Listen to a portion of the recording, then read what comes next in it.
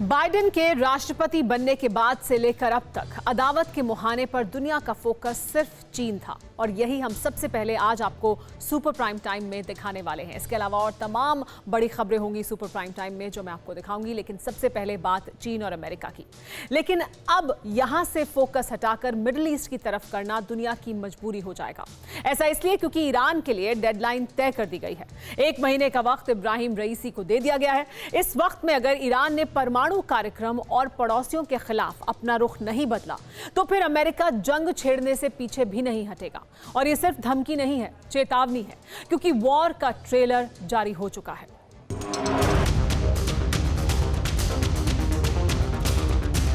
आसमान में उड़ते मौत के फरिश्ते, एक विध्वंसक बॉम्बर और दूसरा तकनीकी वॉरफेयर का बादशाह।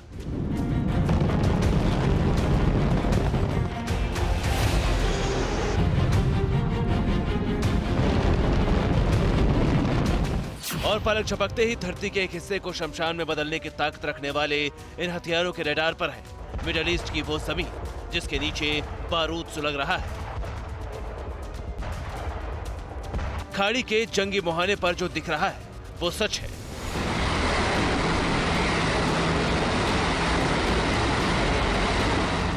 आप जिस तरह अमेरिका के आक्रामक मौजूदगी महसूस कर रहे हैं वो भी 100% सही है, लेकिन सच ये भी है कि इस बार अमेरिका का सीधा हस्तक्षेप इस जंगी मुहाने पर नहीं है, बल्कि ये असर है खाड़ी देशों में बढ़े तनाव का, जहां ईरान और पड़ोसी देशों के बीच टकराव की स्थिति है।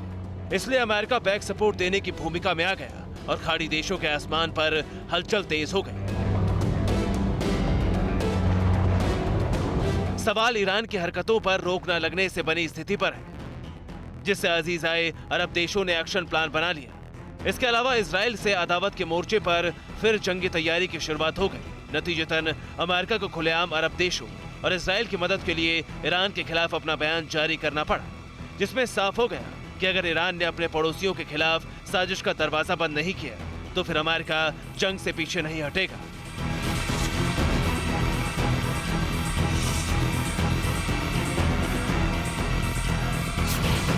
उड़े बॉम्बर अमेरिका, खाड़ी में बढ़ गई टेंशन।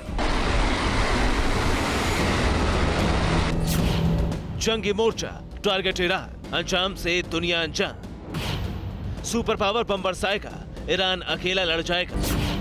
रईसी को दुश्मनों ने घेरा, हर तरफ यूएस ने डाला डेरा।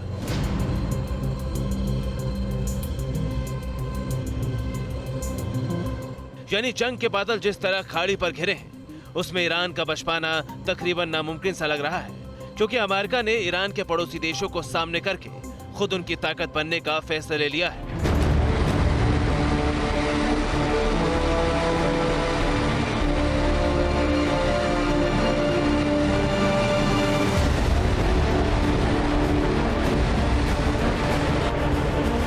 और अब ईरान को भी यकीन हो चुका है कि एक भी गलती हुई तो खाड़ी में हाहाकार मचने से कोई नहीं रोक पाएगा।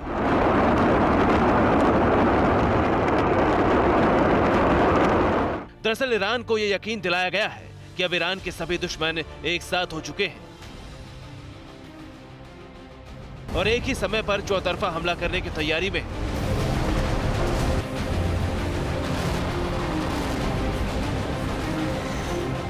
क्योंकि अमेरिका ने अपनी नीति को स्पष्ट करने वाले बयान के जारी होने के कुछ ही समय बाद बमवर्षक ट्रेलर दिखा दिया, जिसमें इजराइल ने पूरा साथ दिया। और इसके अलावा सऊदी अरब, मिस्र ने भी ईरान के बयान और एक्शन प्लान के जारी होते ही अपनी तरफ से मोर्चा खोल दिया। पूरे मोर्चे को विस्तार से समझने से पहले देखिए अमेरिका की वो चेतावनी। अमेरिकी विदेश मंत्री की तरफ से बयान जारी होने के कुछ ही समय बाद जो हुआ वो पूरी दुनिया ने देख लिया। ईरान से जारी तनाव के बीच अमेरिकी वायुसेना ने रविवार को अपने सबसे घातक बमवर्षक विमान P-1B को ईरान के खिलाफ कार्रवाई के लिए पास के ही एयरबेस पर तैनात कर दिया।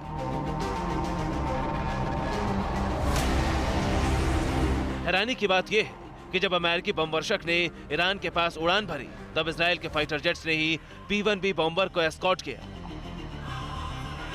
हालांकि एक सामान्य सैन्य कार्रवाई भी मानी जा सकती थी, लेकिन उड़ान का तरीका और रास्ता सीधे सीधे ईरान को चुनौती दे रहा था।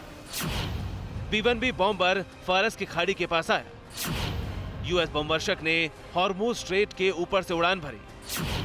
हॉर्मुज स्ट्रेट से ही प्रमुख क्षेत्रों में तेल की सप्लाई होती है। इसके अलावा B-1B रेड सी और एल मेंडेब स्ट्रेट के ऊपर से उड़ा।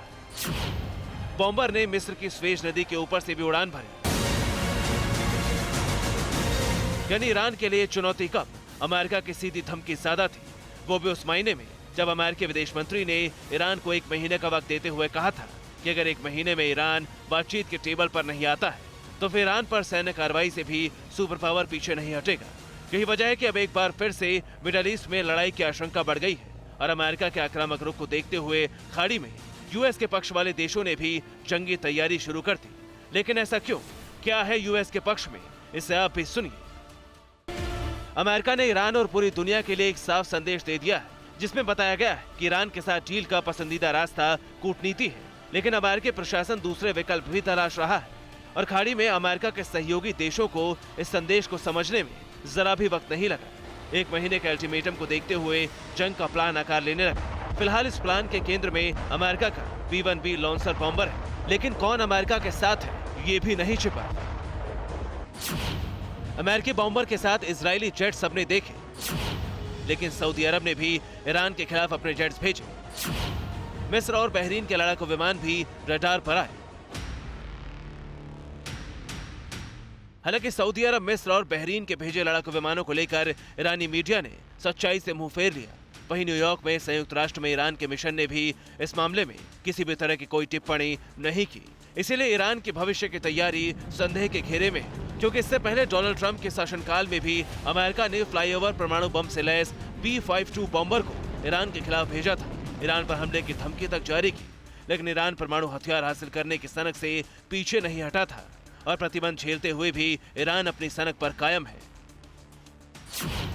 यूएस के दावे के तहत ईरान का परमाणु कार्यक्रम जारी है। ईरान अगले 1 से 2 साल में परमाणु बम हासिल कर लेगा।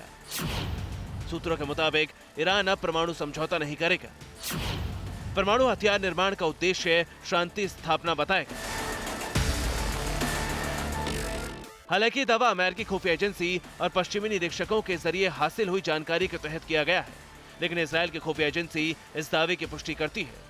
दावा यहां तक है कि ईरान अपने परमाणु कार्यक्रम में बहुत ज्यादा आगे बढ़ चुका है, इसलिए उसे रोकने के लिए कदम उठाना जरूरी है और यही वजह है कि अमेरिका ने ईरान को अपने परमाणु कार्यक्रम को रोकने के लिए 1 महीने की मोहलत दी है।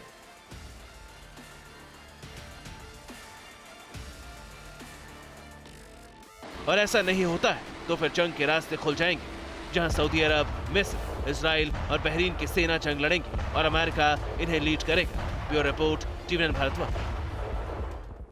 अड़ी सोमवार से शुक्रवार शाम 6 बजे सिर्फ TV9 भारतवर्ष पर।